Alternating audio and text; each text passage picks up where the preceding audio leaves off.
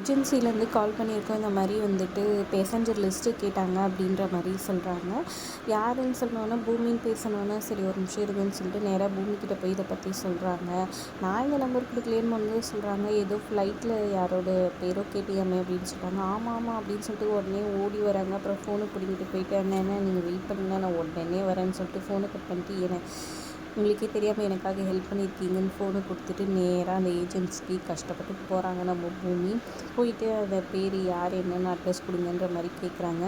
நான் எவ்வளோ கஷ்டப்பட்டு தெரியுமா இது பண்ணேன், சும்மா ஒன்றும் கிடைக்காது அப்படின்னு சொல்ல, நீங்கள் பணம் கேட்குறீங்களா, ஒரு நிமிஷம் இருங்கன்னு 500 எடுத்து கொடுக்குறாங்க.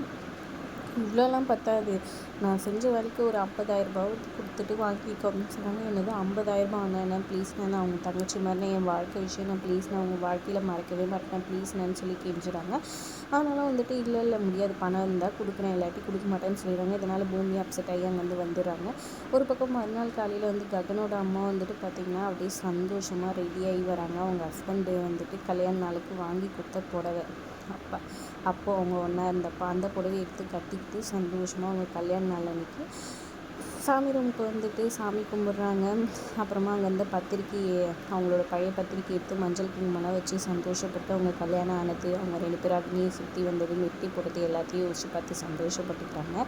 என் பக்கத்துலேயே எங்கள் 2 பேரும் இப்படி 23 வருஷமாக பிரித்து வச்சுருக்க கல்யாண நாள்னா எல்லாருக்கும் சந்தோஷமான விஷயம் தான் ஞாபகம் வரும். எனக்கு மட்டும் இப்படி ஒரு கஷ்டத்தை கொடுத்துட்டே அவர் எப்போவுமே நல்லா இருக்கணும் அப்படின்ற மாதிரி வேண்டிக்கிறாங்க. கரெக்டாக நம்ம பூமி வராங்க. என்ன ஆண்டி ஒரே பிரகாசமாக இருக்க மூஞ்சி, என்ன விஷயம்னு சொல்லி கேட்க, என்ன இது கையில் பத்திரிக்கை அப்படின்ட்டு வாங்கி பார்க்குறாங்க.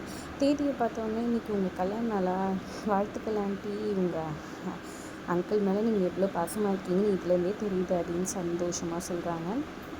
அப்புறம் என்ன அங்கிள் விஷ் பண்ணாரா, ஃபோன் பண்ணாரா அப்படின்னு சொல்லி கேட்குறாங்க. இல்லை அப்படின்னு சொல்கிறாங்க. கண்டிப்பாக அவர் எனக்கு என்னமோ பண்ணுவார்னு தான் தோணுதுன்னு சொல்லிகிட்டே இருக்காங்க. கரெக்டாக ஃபோன் எடுக்குது. இங்கே கிருஷ்ணாவும் எல்லாத்தையும் யோசித்து பார்த்துட்டு அவரும் வந்துட்டு கால் பண்ணுறாரு.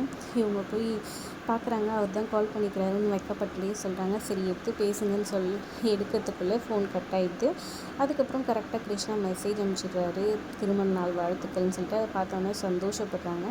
அவங்க வைக்கப்படுறதை பார்த்து பூமி கிண்டல் பண்ணி சந்தோஷப்பட்டுருக்காங்க. அமைதியார் குகன் கேட்ட போது ககனுக்குன்னு சொல்கிறாங்க. அந்த ஆளுக்கெல்லாம் ஒன்றும் கேட்காதுன்ற மாதிரி சொல்லிக்கிட்டே போகிறாங்க. அப்போ கரெக்டாக ககன் வந்துடுறாங்க. என்னது இது ஏதோ வாழ்த்து அது இதுன்னு சொல்லிட்டு போயிடும், ஒன்றும் இல்லைன்ற மாதிரி சொல்கிறாங்க. கையில் இருக்க ஃபோனை வந்துட்டு பூமிக்கிட்ட பார்க்குறாங்க. அவங்க அம்மா போயிட்டு உடனே ஃபோனை கொடுன்னு சொல்லி கேட்காங்க. இல்லை நான் கொடுக்க மாட்டேன்னு சொல்லிட்டு இப்படி ஓடுறாங்க. ககன் சுற்றி வந்து அப்புறம் சோஃபா மேலே இப்படி சாஞ்சிடுறாங்க. நம்ம பூமி அவங்க மேலேயே சாஞ்சிட்டு ஃபோனை வந்து கொடுக்க ட்ரை பண்ணுறாரு நம்ம ககன். இதனால் ஒரு மாதிரி டிஸ்கம்ஃபர்ட்டாக ஃபீல் பண்ணுறாங்க. நம்ம பூமி ஏந்திரிங்க நானே கொடுத்துட்றேன்னு சொல்லிட்டு அப்புறமா எந்திரிக்க வச்சுட்டு ஃபோனை கொடுத்துட்றாங்க. ஃபோனை வாங்கி பார்த்த ககன் வந்துட்டு அந்த விஷயத்தை பார்த்தோன்னே செம்ம கடுப்பாயிடுறாங்க. ஒரு பக்கம் அவங்க அம்மா சாப்பிட கூப்பிடும் போது ஃபோன் எடுத்து வச்சுட்டு கல்யாண நாள் வாழ்த்து சொல்கிறதுக்கு தகுதி இல்லாதவங்க தான் இதை பண்ணுறாங்க அப்படின்னு சொல்லிட்டு கோவப்பட்டுக்கிட்டு அங்கே வந்து போயிடுறாரு. அவங்க அம்மா ஒரு மாதிரி அப்செட்டாகவே இருக்கிறாங்க. இன்னொரு பக்கம் இங்கே கிருஷ்ண பிரசாத்தை வந்து சாப்பிட சொல்லி வீரா கூப்பிட்டுருக்காங்க. எல்லாரும் ஹாலில் உட்காந்துட்ருக்காங்க. அப்போ கரெக்டாக அவங்க பொண்ணு இந்துவை கட்டிக்கு போகிற பையன் வந்துட்டு வரான். எல்லாம் நல்லா பேசுகிறாங்க. கிருஷ்ண பிரசாத்தை கூப்பிட்டு பேசிகிட்டு இருக்காரு. இந்து வந்து உள்ளே போய் மேக்கப்லாம் போட்டு ரெடி ஆகிட்டு வராங்க. கரெக்டாக வந்து ஜூஸ் கொடுக்குறாங்க. அபூர்வா வராங்க. அப்புறம் என்னப்பா திடீர்னு வந்திருக்க, கல்யாண வேலையெல்லாம் எப்படி போகுதுன்னு கேட்குறாங்க. நல்லா போகுது, இந்த மாதிரி இந்துவை நான் வெளியே கூட்டின்னு போகலான்னு இருக்கேன், இந்த மாதிரி இதுக்காக பேச்சுலர் பார்ட்டி என் ஃப்ரெண்ட்ஸ் கொடுக்குறேன், அதுக்காக கூட்டிகிட்டு போகணும், இவ்வளோ இன்ட்ரடியூஸ் பண்ணணுன்ற மாதிரி சொல்கிறாங்க. கிருஷ்ண பிரசாத் வந்து இல்லை கல்யாணத்துக்கு முன்னாடியெல்லாம் என் பொண்ணு எங்கேயும் அனுப்ப மாட்டேன், அதுவும் பேச்சுலர் பார்ட்டியெல்லாம் வேணாம் அப்படின்னு சொல்கிறாங்க. அபூர்வம் வந்து போனால் என்ன, அதான் கல்யாணம் பண்ணிக்க போகிறாங்கன்னு சொல்கிறாங்க. இன்னும் கல்யாணம் ஆகலைல்ல, அதனால் அனுப்ப மாட்டேன்னு சொல்கிறாங்க. நீ கூட்டிகிட்டு போயிட்டு வாப்பா, நீ எதுக்கு இப்போ பேசுகிற, உனக்கு வந்து தட்டு மாட்டத்துக்கு கூட உனக்கு அங்கே தகுதி இல்லை, உன் பொண்ணு வந்துட்டு உனக்கு அந்தளவுக்கு கூட தகுதி கொடுக்கல, நாங்கள் தான் தட்டு மாட்டோம், நாங்கள் தான் எது வந்தாலும் பொறுப்பு, நீ போயிட்டு வா இந்து அப்படின்னு சொல்கிறாங்க. அவங்க பொண்ணுமே வந்துட்டு அவங்க அத்தை சொன்ன மாதிரி போயிட்டு வரத்துக்கு தான் ரெடியாக இருக்காங்க. சரி மாப்பிள்ளை கையை பிடிச்சிக்கிட்டு அப்படியே கிளம்புறாங்க. அப்போ கரெக்டாக வந்துட்டு இந்துவோட மாமா வராரு. இவரை பார்த்தோன்னா அபூர்வா பதட்டமாயிடுறாங்க. இவர் தான் தட்டு மாட்டினவர், இவர்கிட்ட சொல்லிட்டு போங்க, இந்த வீட்டோட பெரிய மனுஷன் இவர் தான் அப்படின்னு சொல்கிறாங்க. எங்கே கிளம்பிட்டீங்க வெளியேன்னு சொல்லி கேட்க, இல்லை அங்கிள் இது மாதிரி நாங்கள் இதுக்கு போயிட்டு வரோம், பார்ட்டிக்கு அப்படின்னு சொல்கிறாங்க. அப்படியா அப்படின்னு சொல்லிட்டு அவர் சந்தோஷப்பட, என்ன பார்ட்டி தெளிவாக சொல்லி, என்கிட்ட இப்போ தான் பேச்சுலர் பார்ட்டின்னு சொன்னேன் அப்படின்னு கிருஷ்ண பிரசாத் சொல்ல, அது பேச்சுலர் பார்ட்டி ஆமாம் நைட்டு தான் ஸ்டார்ட் ஆகும், 10 மணிக்கு தான், எப்படியும் முடியத்துக்கு 2-3 ஆகிடும் அப்படின்னு சொல்லு தெளிவா அப்படின்ற மாதிரி கிருஷ்ண பிரசாத் சொல்ல, இதெல்லாம் என்ன பழக்கம், இது கல்யாணத்துக்கு முன்னாடி இது பண்ணுறதெல்லாம் அப்படின்னு சொல்கிறாங்க.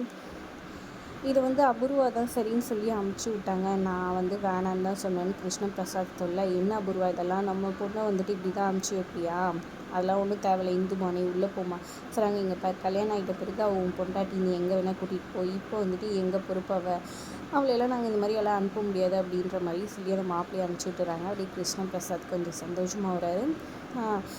அபூர்வா அப்படியே மூஞ்சி வாடி போயிட்டு கோவமாயிடுறாங்க கிருஷ்ண பிரசாத் மேலே. அப்படியே முறைச்சி பார்த்துக்கிட்டு நிற்கிறாங்க ஒரு பக்கம். இன்னொரு பக்கம் கிருஷ்ண பிரசாத் கரெக்டாக கால் பண்ணுறாரு நம்மளோட ககனோட அம்மாவுக்கு. அது பார்த்தோன்னா அவங்க சந்தோஷப்படுறாங்க.